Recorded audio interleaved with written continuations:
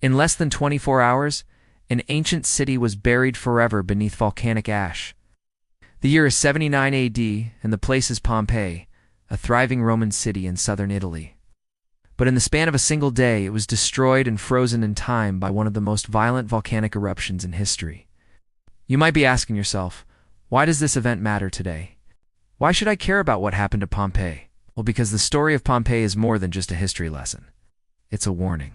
It's a warning about the awesome destructive power of nature and the fragility of human life. Because in the blink of an eye, entire cities can be wiped from the face of the earth, which is exactly what happened to Pompeii. But how did this happen?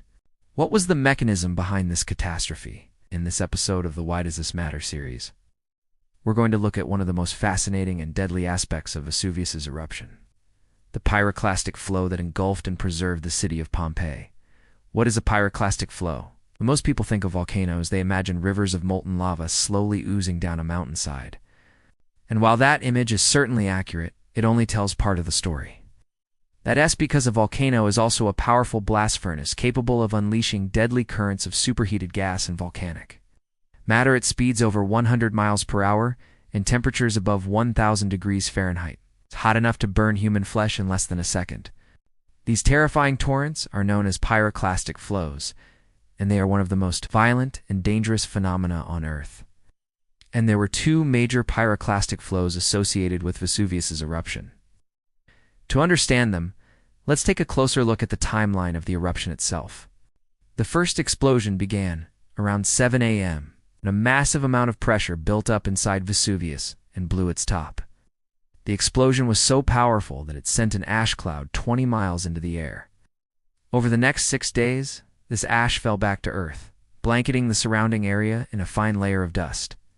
And while this would have been enough to bury Pompeii under several feet of ash, the worst was yet to come. That's because on October, another explosion shook the mountain. And this time, instead of ash, a pyroclastic surge roared down Vesuvius's slopes, traveling at speeds of up to 180 miles per hour.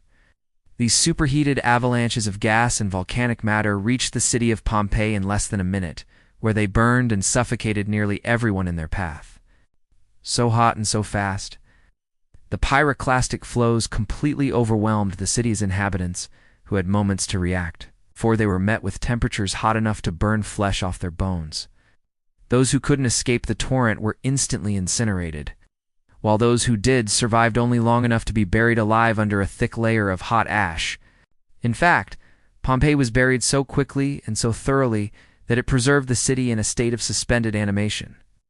Buildings were frozen in their final moments of collapse. Objects were perfectly preserved down to their molecular structure, and even people were cast in a fiery tomb, locked in the posture of their final moments.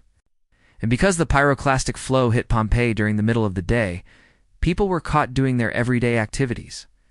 Shopping, eating, relaxing, all before being turned to ash or trapped in a hardened shell of volcanic matter. But while Pompeii was undoubtedly the hardest hit city, the pyroclastic flows didn't stop there. They raced across the Bay of Naples, swallowing the cities of Herculaneum, Oplis, and Stabia, killing thousands more. The power of Vesuvius shows nature's force, unpredictable, unstoppable, and devastating. Pompeii's tragedy remains a powerful reminder of the Earth, as fury and an inspiration for our fascination with this catastrophic event. This has been the story of Pompeii's destruction. If you want to learn more about the eruption of Mount Vesuvius, check out the additional resources.